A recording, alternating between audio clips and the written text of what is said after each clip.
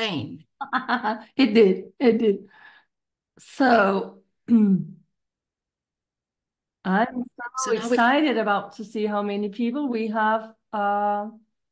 A couple of people in the waiting room, and I think we still should we just enter it, let them in? well, I think there's a lot of other presentations at the same time. Yeah. So, and Anne-Marie, this morning in New Zealand, I nearly joined my own presentation at the wrong time. How So, did you do that? well, I worked out I need to present at 5:30 in the morning, and it was Yeah. 4:30. Yeah. But I got it right, and I did it. Oh, you're amazing. So let's do this one. Are we going to have Eh, a chat? Can I introduce you? yes, let's introduce each other. Okay, let's do it. Uh, and I will let people enter the room, and then we will start in a minute or two.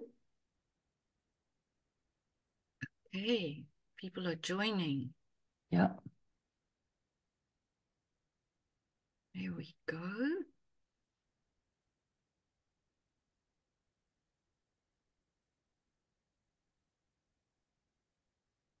We've got people connecting, joining us. Hello, everybody. Hello, everyone. Hello there. This is exciting, Anne-Marie. We've got the world joining as well from Yeah. all over. Right. And people are still entering, so We're just going to give a few moments, right? yeah. Let people just join. There we go. Good. Still coming in. Well, you're the captain controlling the panel over there. I don't know. Let our passengers in. Exactly. Yeah, they are boarding. They are boarding the Hope Catcher. Yeah. Flight 772 from Copenhagen to Johannesburg.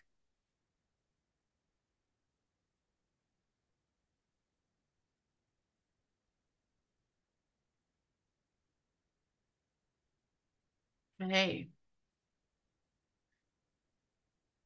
Anne-Marie, you are recording, right? I am recording, yes. Yeah. So I hope everybody. I like the picture. Work that out. Oh, I've still got people coming. Yeah, I'll put it up. Hold on. Welcome, everyone. Hello. So now I think maybe the flow just ended. Right. See in the chat. Okay. Wow.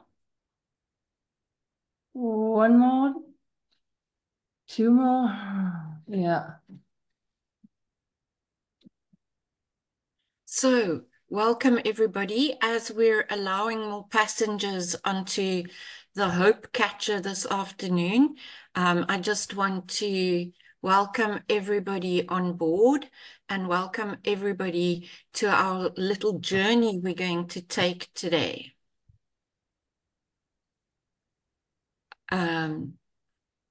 Anne-Marie, in the waiting room? Nobody's, I think we sorted all passengers out. Right. Everybody is checked in. Everybody is boarded now. Right. So I think we're actually ready to kick off, Jacqui. So I'd like to welcome you all on this flight, the Hope Catcher. We're going to take a journey around the world and meet a few amazing people along the way. And just before I tell you about our journey, I'd like to introduce you to our co-captain, Anne-Marie Wulf from Denmark. Anne-Marie is the director of the Danish Solution-Focused Institute. Anne-Marie is also the president of the European Brief Therapy Association. And Anne-Marie is also a zebra. So I don't know if any of you know, but in South Africa, I have a tradition that every time an international speaker comes to South Africa, I listen to them very carefully. I watch and observe, and then I think to myself, so what African bush animal is this person? And last year, Anne-Marie visited South Africa, and the first day she presented, I was really struggling to find an animal. And then on the second day, it hit me. Anne-Marie Wulf is a zebra. And the collective noun for zebras is a dazzle of zebras, because Anne-Marie dazzles. She dazzles you with her creativity. She dazzles you with her personality. And she is the co-pilot on this journey with me as we traveled around the world collecting women's descriptions of the solution-focused approach. Yeah. Oh, thank you, Jacqui, for that introduction. That was way more than I could hope for. But this is, of course, a hope catcher, so we never know what will happen. Let me introduce you to Jacqui von Cziffra-Bergs from Johannesburg in South Africa. And well, as Jacqui said, she has this idea of letting international speakers become kind of an animal. And Jacqui put herself as the buffalo that is solid standing on the South Africa earth. And Jacqui is the founder and the director of the Solution-Focused Institute of South Africa, and have been doing and still am providing training and supervision and all kinds of courses and individual therapy in all South Africa, which is really a big country when you come from a small Denmark, as I do. Then you realize South Africa is huge. And you're a psychologist and have your own practice in Johannesburg, but is traveling a lot due to this huge work. And what I really admire about your work, Jacqui, is that you kind of embrace so many people in South Africa. And when I was doing my 2 days training last year, I realized that you're so personal, connected to every participant, and have a really special bond and relationship, which was quite nice to experience. So we're going to take you into talk about our project, and I will start sharing our screen with you.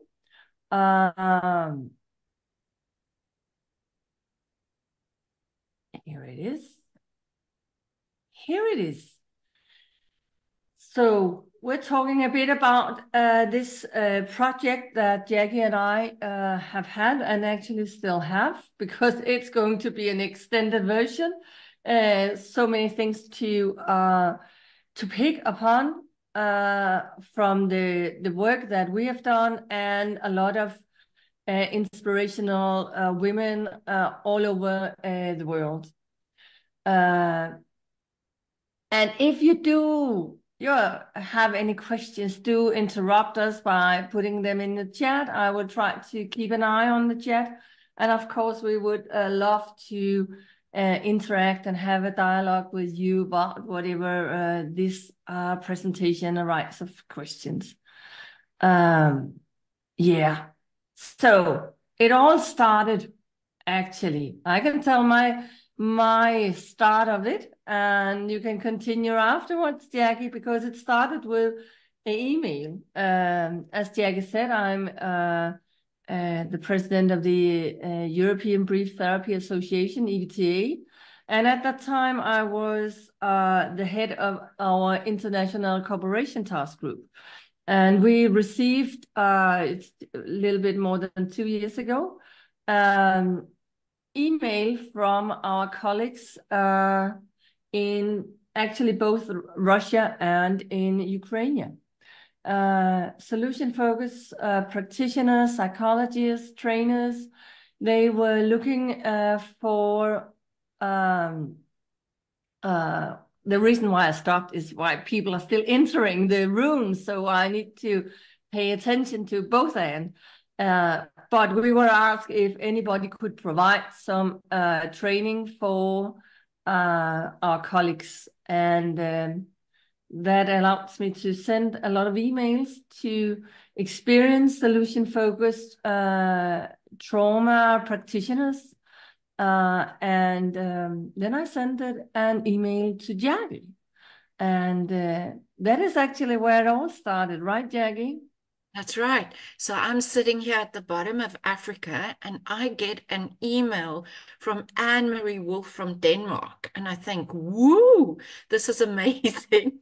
I know who Anne-Marie is. I've heard of Anne-Marie and the Danish Institute. And Anne-Marie's asking if I would help our Ukrainian colleagues with some supervision. And as a straight-talking South African, I also jumped on the opportunity and said, of course I'll help, and it would be great for us to meet up. And I invited Anne-Marie to meet up for a coffee chat on Zoom. And as we opened our Zoom, it was the first time I saw Anne-Marie and Anne-Marie saw me. Anne-Marie was knitting. As the Zoom opens up, Anne-Marie's knitting, and immediately we both took out our cups of coffee and we were ready for our chat. And there was an instant connection. We realized we have this, not only are we both solution-focused practitioners, we're also both mothers. We both have elderly parents that we are looking after. We realize that we have the same sense of humor. And an idea started to form within our first coffee chat. And we kind of came up with an idea, you know, wouldn't it be amazing to write a book together? And from that very first meet up on Zoom, we started putting a book together. Yeah. And actually, I am still knitting. It is here right next to me, and it will always be.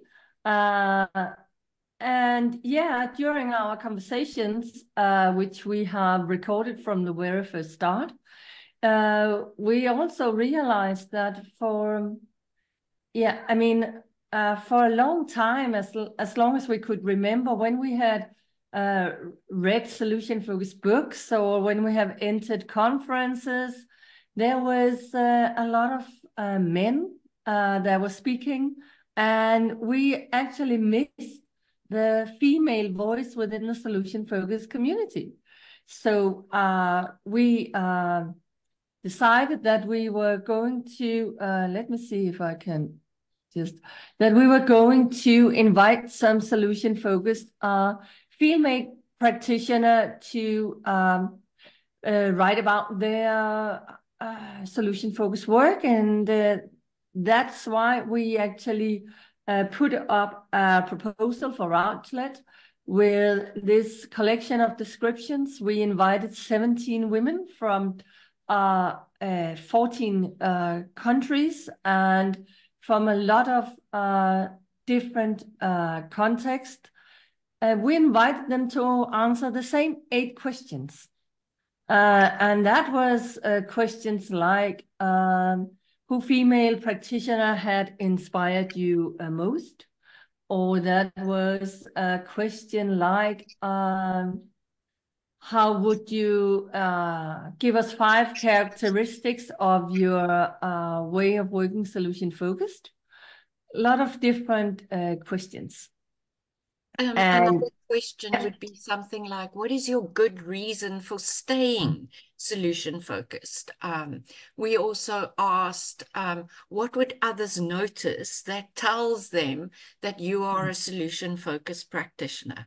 So we established 8 questions, and we asked all 17 women to answer the same 8 questions. And from that, it gave us the structure for our book. Yeah. And we soon realized the uniqueness that we have, as it was from 14 countries, going from Chile to Mexico, during the States and Canada, flying into Europe and Germany and Spain and Switzerland and Croatia and Russia, and further on to Asia and Singapore and China and I think Australia and New Zealand, and we ended back in South Africa. So we realized that there was a lot of differences between these countries in the opportunities of being solution-focused trained, in the opportunities of educational and economical and social, cultural differences. And we wanted to have as many as possible context from these women to work within. So some of them have worked with, and still is, with trauma within the field of political system, animal-assisted therapy, single session, prison, women's shelters. You help me on further on, Jacqui. There was kids skills training in China. Yeah. We looked at Emma Burns, that looked at implementing the approach in the New Zealand police. We looked at Dragana from Croatia, how to work with refugees. So we got a lot of different voices, all using the same approach, but in a vastly different context. And we collected all our information and put it together in our book as a collective journey. Yeah. And afterwards, we realized how many informations we actually got. So we're in the process of writing some research articles which are based on these responses that we have from all the women. So it took us into formulating the 8 questions and also trying to respond ourselves to some of the questions as well. And we got up with the idea and the concept of solution-focused DNA. Right. I mean, if any of you have read the team talk with Chris Iveson and Susanne Burgsthaler, they are talking about a being and a doing in the solution-focused way of working or approach. And our being is informed by our doings. And when we talk about a DNA, we also, to these being and doings, add some elements of context and time with the life that each of us have lived. So our solution-focused DNA is our code. It's our blueprint. It's how we approach our work. And we looked at, how our values and what we believe informs what we do, and how all of this takes place in a very unique context and in a unique way of learning. Matt said earlier in the opening address that, we're all different and we all do it differently. Yet we all have the same assumptions, the same principles we believe in our beings, and we all understand the solution-focused doings. We do, though, however, construct our own process of applying it based on our context and time. Yeah. And let's explore that a little bit further on, because our beings is, as Jacqui said, our assumptions or presuppositions, the ideas we have about problems, or the ideas we as solution-focused practitioners have about other people, or how changes are created. So we stand on assumptions or being where we think about people as having resources and competences and skills, and they have ideas about how to use them. We talk about they have a potential. They might not use it yet, but it's definitely there. And we talk about the client being an expert in own life, with strengths and own talents. And we also talk about that change is always happening. Nothing is like constant. It's developing, is going on all the time. And we talk about going one small step. I just saw the film in the opening here from the European time slot or organizers, and the film with Inso, and she was talking about one small clue, which was actually smaller than a step, which I thought was just beautiful. But we have this idea that one small step leads to bigger steps of change. We're talking about a ripple effect, or changes, and working towards the life that we really want. We talk about the preferred future. This is our being that is kind of setting a direction or a way of doing. So with this belief, this platform we stand upon, these values we have about our clients, about ourselves, about our work, this all informs how we do therapy, how we do conversations, what we do when we have conversations with people. So as solution-focused, we lead from behind, and we create these beautiful co-collaborative, co-constructive dialogues. We co-construct new meaning as we are shifting the client's attention towards their resilience, their resources, as we are shifting the conversation towards their desired outcome. We are co-constructing new meaning. And we all enter this space from a place of not knowing, right? We are not the experts. As Steve also so beautifully showed in the opening, yeah, he sits and waits for the client to do all the work. He is waiting for the client to do their own thinking. I wrote down, he says, as soon as I kickstart what they want, and there is a map of where they want to go, I can sit back and keep quiet. He comes from a not knowing and no expert position. And what we all do is we enter these conversations by asking questions as our intervention tool. We ask questions rather than give advice. We allow our questions to awaken the inner wisdom of the client. So solution-focused conversations are not for us to get wiser on the client, but for the client to get wiser on themselves.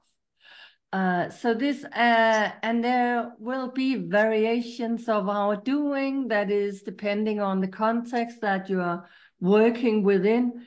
But there is this strong connection about the being our beliefs, our values, and how it is shown in actions between people, which is our doing.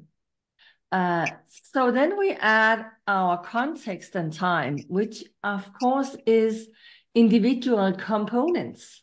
This is the life that we have lived, the journey that we have been on. And although Jacqui and I, we can have the same assumptions, the same being, and we in our practice as therapists both can have a lot of the same doing.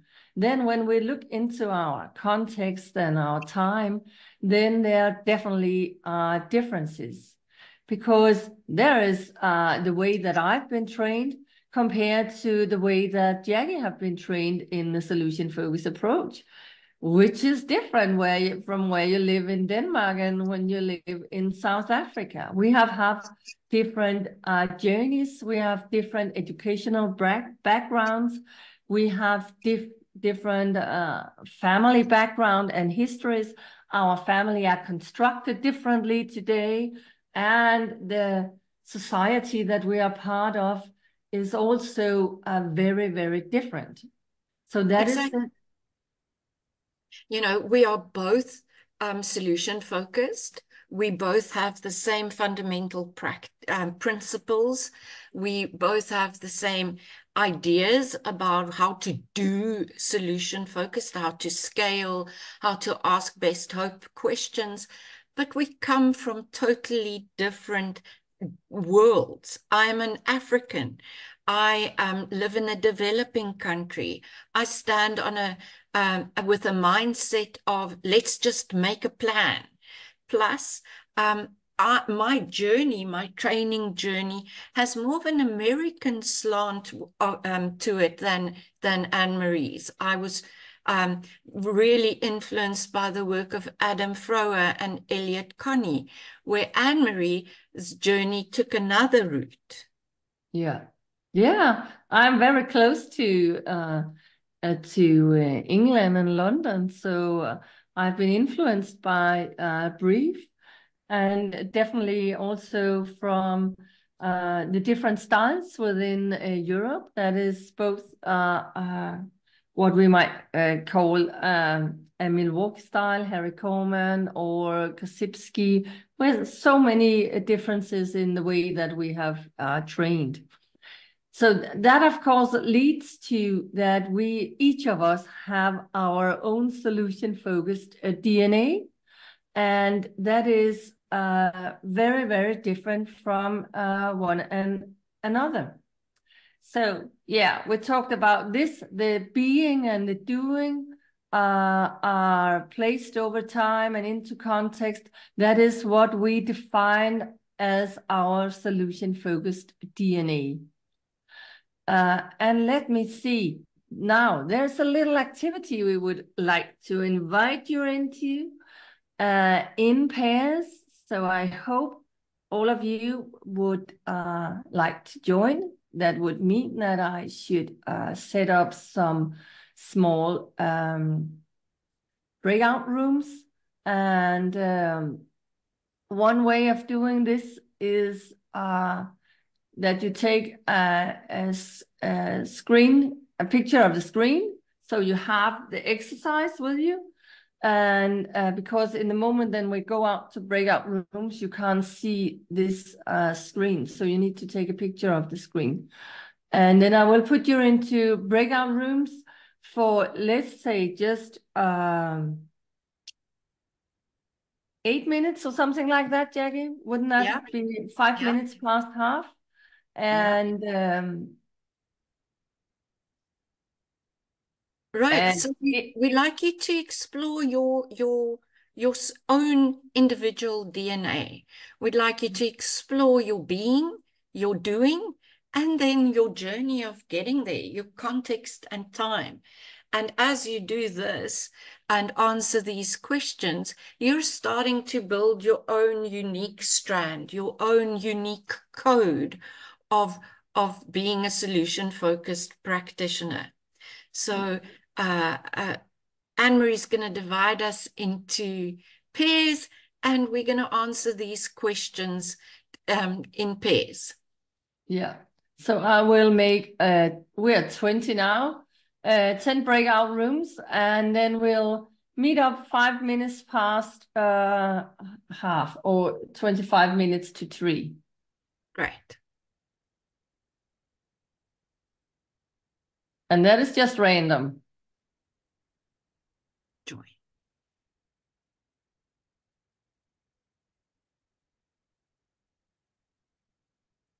So everybody has to join.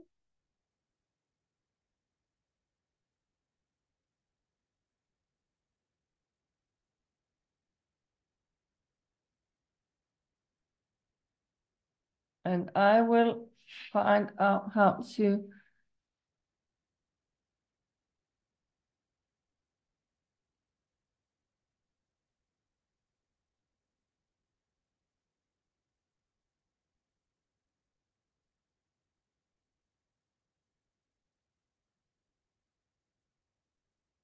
And let's see.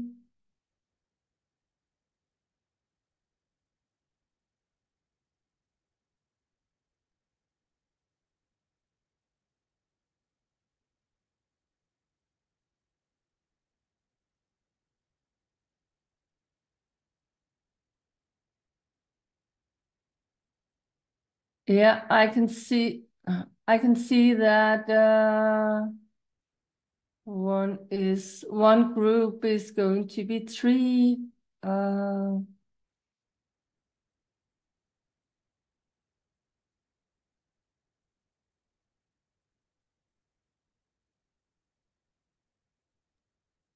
I was alone in the breakout room. Yeah, which room is that? 4. It is 4. I just put you in another room, I think, because there's nobody in room. Let me just see if I stop sharing and see. And what is your name? Then I might be able to find you on the list. Lynette.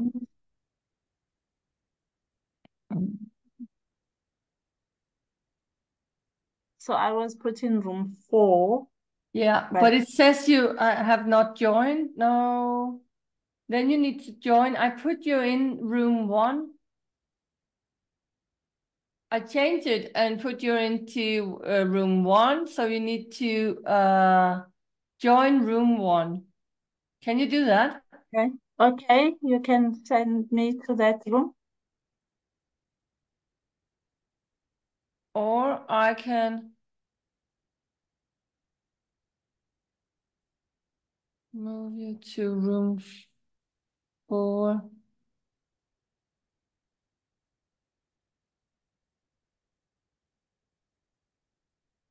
Okay. Now you should be in room 4 with another person, but it seems like none of you have.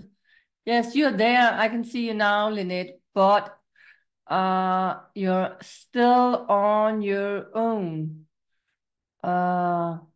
Because when people go into breakout rooms, they might not want to participate, but I will still move you to another room 7 instead of Jacqui. So, Lynette, now can you hear me?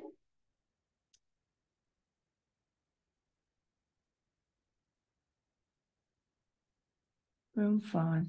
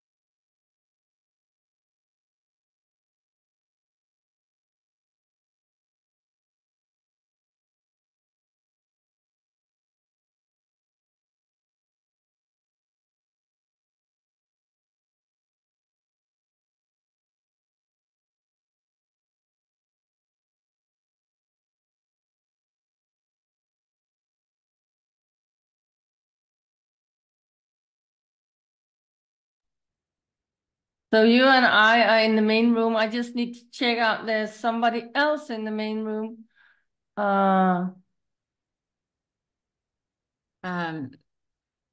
Reka, Bartok, and Dorothea are with us. Yeah. Yeah. And still people are coming in. I have some empty breakout rooms to put them into, but are you there? Marek is joining. Reka, are you there? Because right now there's an exercise going on and people are in the breakout rooms. So I just want to make sure that you would like to join in the breakout rooms. Marek, do you want to join a room? The activity is busy taking place. Hello, I understand. Thank you. No, I think that I don't want to disturb the process. So I was on the other conference channel. So I just wanted to jump in because the session ended. So I was curious about your topic as well, but I understand that it doesn't make so much sense to jump in right now. You're very welcome. You're very well, and we will soon end this exercise, so it's quite okay. And I see there's somebody alone here, and I'll check that too. I will just go out in the room. Okay, so Marek, what we're doing, that is we're building a solution-focused DNA strand, a code, a blueprint. And what we have what we've realized is that as solution-focused practitioners, we all have similar beings, similar beliefs, similar values, similar assumptions. We all have similar, but not exactly the same doings, because we're all trained differently. So we have similar doings. We know how to do a solution-focused conversation, yet our context, our time, who we are, where we work is very different. All right.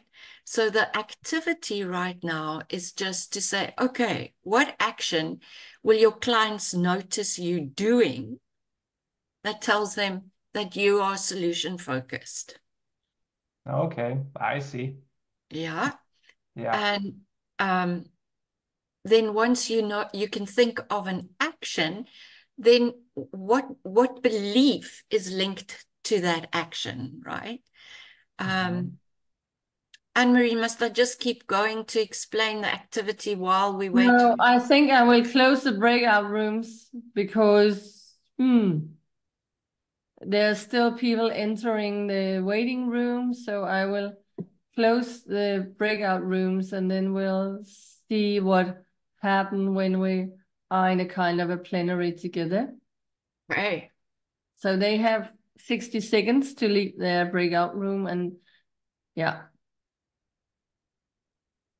I think our activity was a little short for everybody to get to all the questions, but the one I joined was fascinating earlier on to hear what actions people will be doing that tells the client they are solution focused. Extremely interesting things came out in our group. That is nice. I think that when people are coming back, that we should just, ask what they have talked about and before going back to the slides, Jacqui. Yeah. What stood out? What was interesting? Yeah.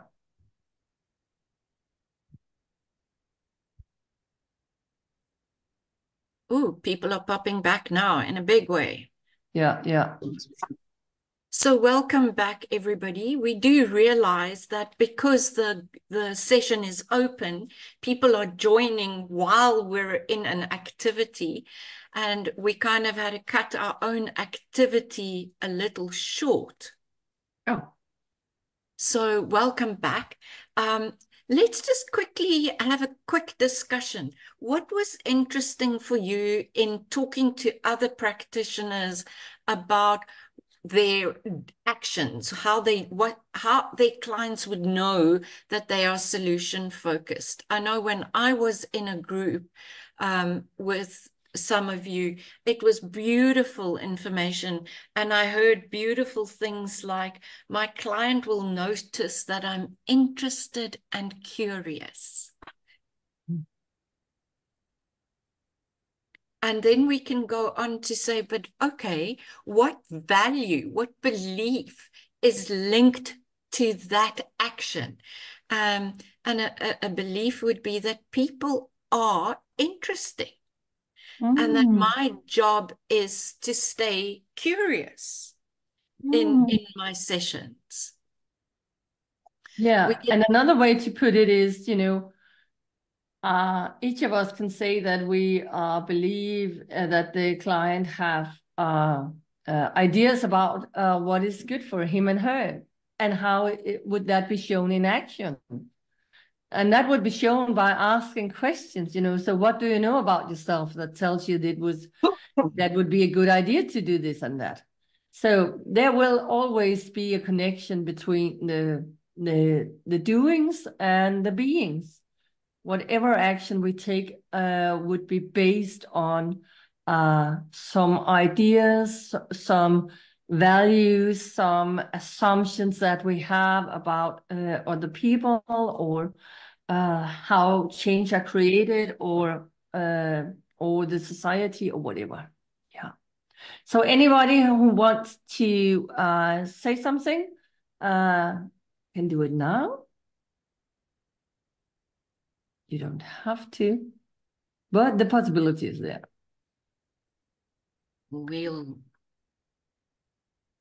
Otherwise, we just move on, Jacqui, I think. Let's keep flying, Anne-Marie. Let's keep flying. Yeah. To this part, and I will move on to the next slide. So Anne-Marie and I realized that as we read all our chapters of these 17 contributors, we realized that the solution-focused DNA shows up in 3 main areas in each contributor's life. There were 3 main areas that they kept talking about. It shows up in our personal life, in our professional life, and also in the way that we interact with society. And we'd like to share with you what we found as we read these 17 chapters. Yeah. So let's take you into the personal life. Some of the responses that we got from all of the contributors was that on a personal level, the solution-focused approaches can be seen as a kind of a life philosophy, that a stance you have, a way of living your life from this philosophy. It has an impact on how you approach a life in general. And with the way that we are working, doing solution focus, it can also be a very self-coaching tool, a way of being in life, as asking yourself some of the questions sometimes. What would be a good idea? What would be a good, or suppose I knew, or what else? I think a lot of people that work with solution focus approach are familiar with this idea about using your questions on yourself to ask yourself some of these questions. And then everybody was talking about this internal language that we have. And of course, when we are in relationships, in interaction with other people, it becomes external.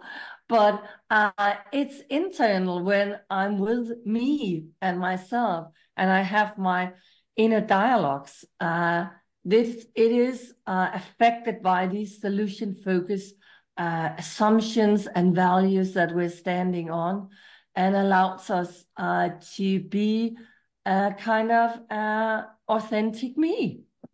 So that is the highlights. It's not an empty list, but that is the highlights of how these responses that the women had all were mentioned on the personal level.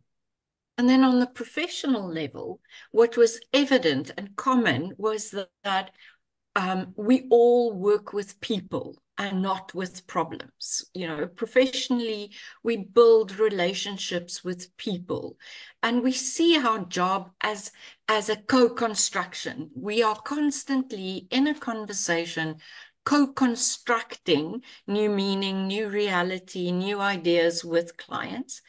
And we are all doing it in our own way.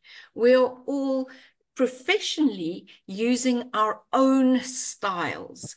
We're not telling people we're using our own styles, but we are all doing it in our own way. And somehow we are all integrating whatever works into our conversation. We are bringing all our knowledge together and integrating it into our conversations. Yeah, and finally, on the society level, then when you're a solution focusedness, then you have this advocacy that you stand forward and talk about, which was really shown when we had the chapter from Dragana with the refugees. That is an activistic voice that you want to stand up for either a group or a team or a client, or on some other levels as well. We build resilience, and we go searching for resources in many contexts that is on a society level. That can be in the football club, that could be in the school, that can be without the professional context on a more society level. Then we go look for resources, and we try to build resilience for the people that we interact with. We're co-experts and we're co-partnering with the people that is surrounding us in our society. So, of course, this is kind of 3 different levels or areas, and there are intersections between these levels that we will tell you a bit about now. So if we look to the intersection between the personal and the professional level, then where are the kind of the common factors? And that is that we are working with empathy, that we are having this idea of going slow instead of going fast. We are not afraid of showing our emotions. We have this compassion with people, and we are reauthoring with the clients or the team or the group, whether this is school or in a prison context.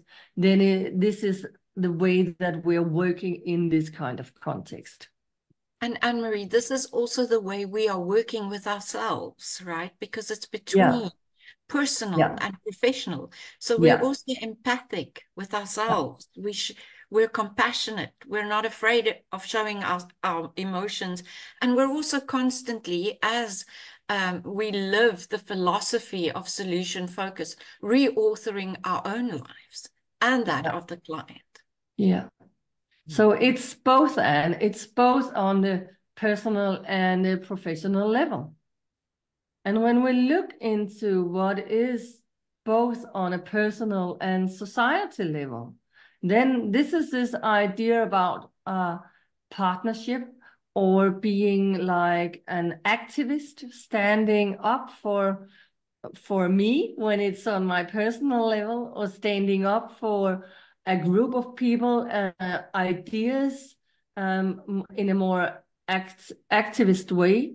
And we have this ripple effect of optimism, that it is spreading in the areas or in the communities that we are interacting with. And finally, there's this intersection between the professional and the society level. And here you will notice that what we are doing, we're all creating not only a new reality, and not only are we co-constructing, but we are creating counterbalances for the problem narrative. We are creating an alternate story, an alternate way of looking at our societies.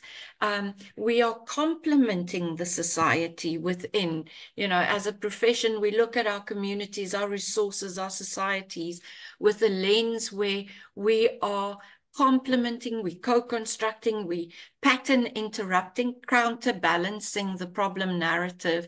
And we're using very intentional language as we work with the community. And most contributors wrote that this is an extremely ethical space to be in. It creates an ethical stance to be a partner, to be somebody who's creating counterbalances for problem narratives. Yeah. So this is the idea about the solution-focused DNA. It is constructed in this way. And if we look into what is the center of it all, what is present both on a personal level, both on a professional level, and both on a society level. Then with all the answers and the responses we got from the contributors, we found out that these were some of the main thing that they said, that we will look for out what is working. We will go hunting, finding out what is working, and we will build on what is working. We will be doing that in a collaborative process or mindset with whether it's a client or a team, or when we're engaging in NGO or a board or whatever, we will have these ideas and assumptions about that people have good reasons. They have good reasons for doing whatever they are doing. We may not yet understand it, but for them, it got to be a good reason. Otherwise, they wouldn't do anything. And another common factor is that we are all hope catchers, right? So no matter if it's personal, professional, or societal, we come in with a hope catching stance, a hope-catching language, hope-catching lens, and we all listen and look in very selective and resilient focused ways. So all of us, no matter own life, professional life, societal life, we search for the resilience. And we are very selective in what we listen, what we take out of conversations. Yeah, we're listening with our constructive ears, listening for what is working in this special solution-focused way.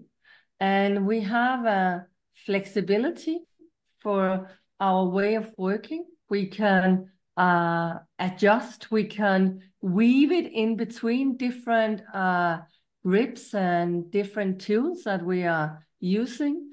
And thus we improvise and find our own style, but still we have this common baseline that we are all connected to with these assumptions. And then, sorry, yeah, maybe maybe just to say a bit about the gut feeling, Jacqui. And then what was really interesting and what really surprised us and stood out in nearly every chapter is that as we are hope catching, as we are resilience searching, we work with our gut feeling and our intuition. The women in this book all relied on their emotions and their gut feelings to shift and improvise and be flexible. Yeah. Oh, sorry. Yes, and this gut feeling was a topic that we talked a lot about, because there is not that much literature on intuition, how you work with your intuition. But I think for what we came up with was our intuition is also based on our experiences and the life that we have lived, which is a part of our time and context within our DNA. So it all got wrapped up together in the solution-focused DNA. This idea about a gut feeling or an intuition or whatever that might be. So as hope catchers, we automatically place ourselves in a co-expert position and using the resources in our society, focusing on the resources within our communities and creating a culture of resilience building. Finally, because, yeah, you want to add something, Jacqui? Anne-Marie, I just quickly, before we end, want to ask you as the co-pilot, right? What stood out for you? You know, what really surprised you as you went on this journey and read? What was some of your golden nuggets?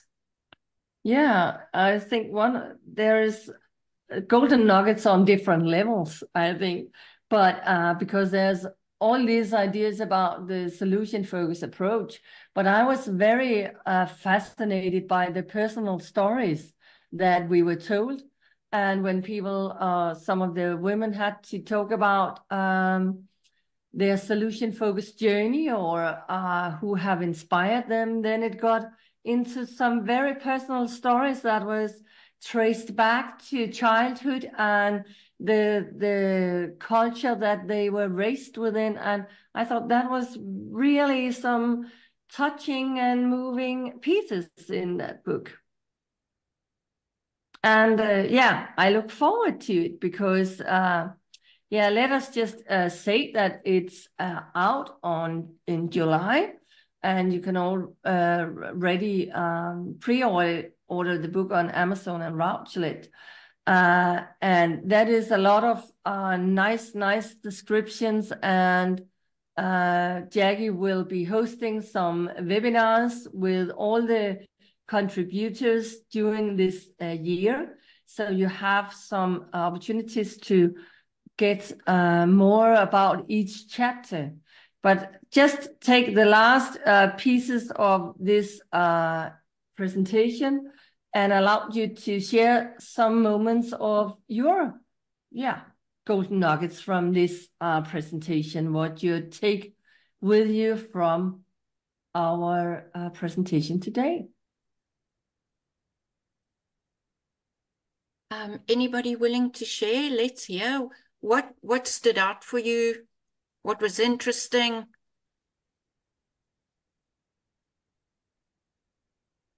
I don't see anybody unmuting themselves.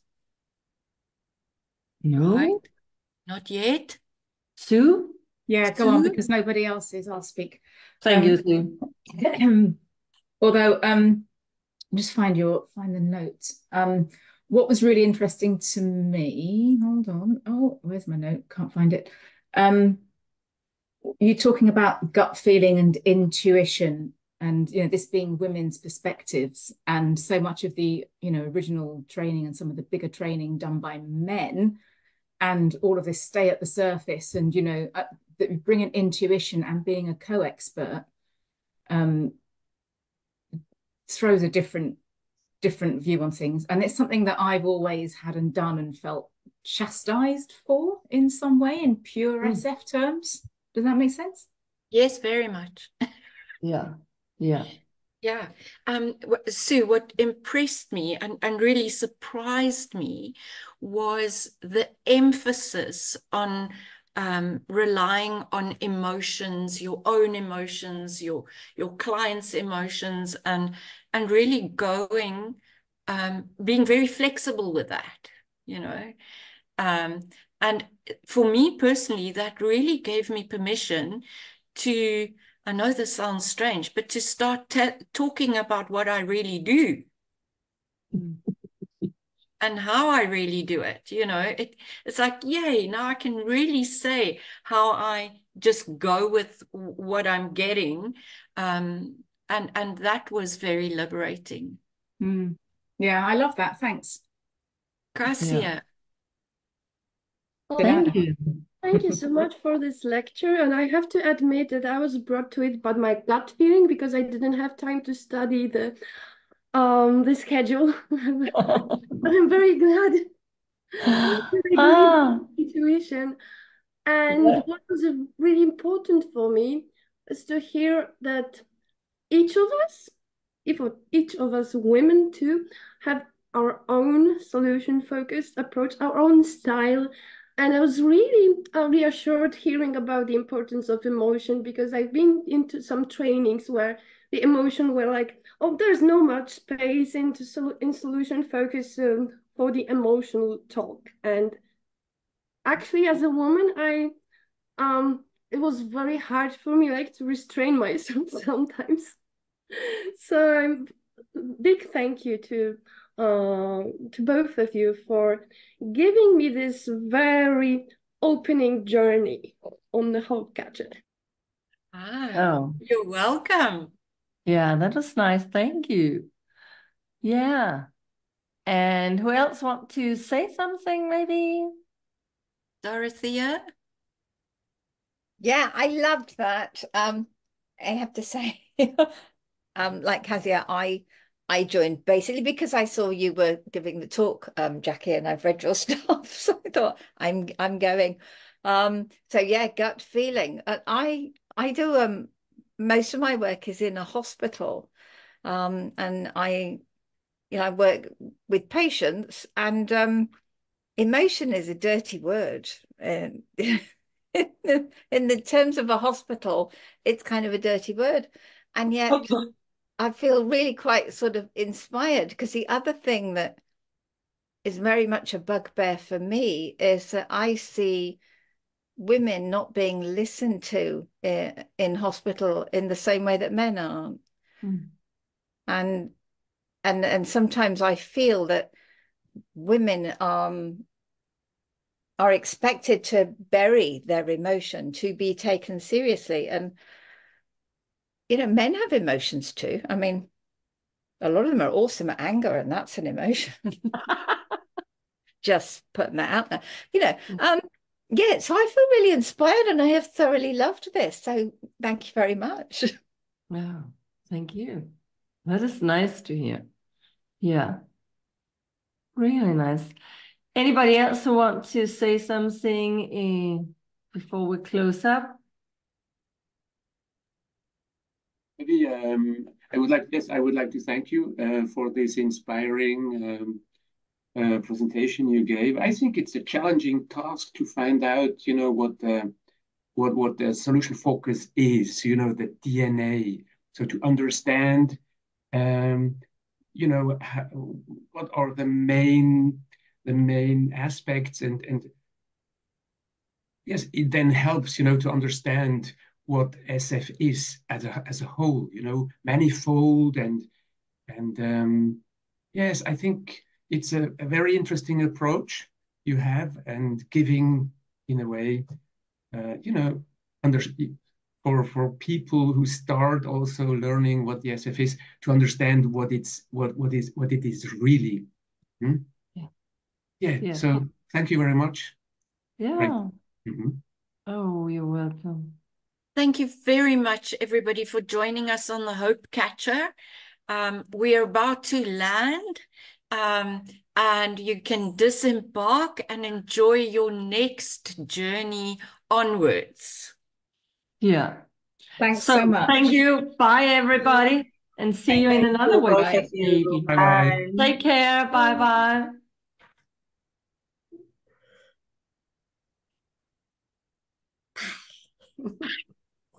It's so nice to see you. Hi. You know, I saw your LinkedIn like 2 days back, and I really missed to register last minute today. I was just registering and I saw it was yours.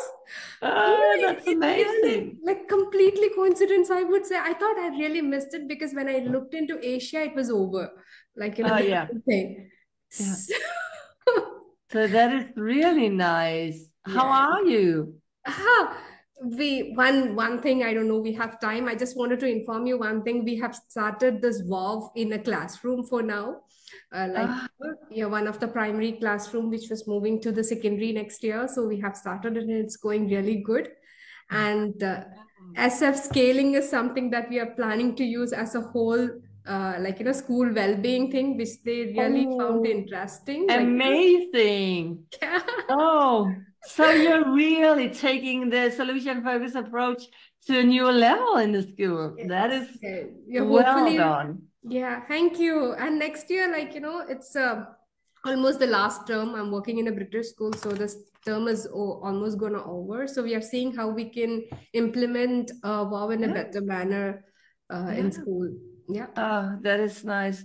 I was so pleased to see you. That was really, Jacqui, we have a small coaching session during the conference. Yeah.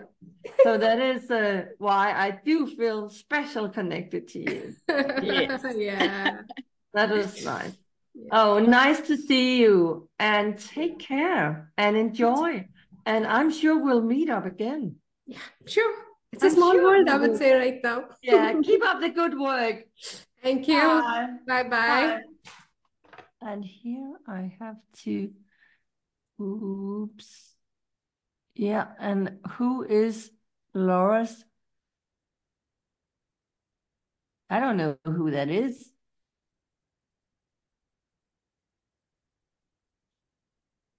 Can you end her?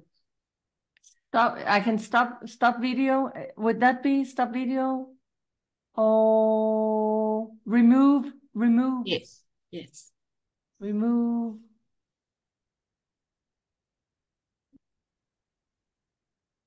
Stop recording. And it should be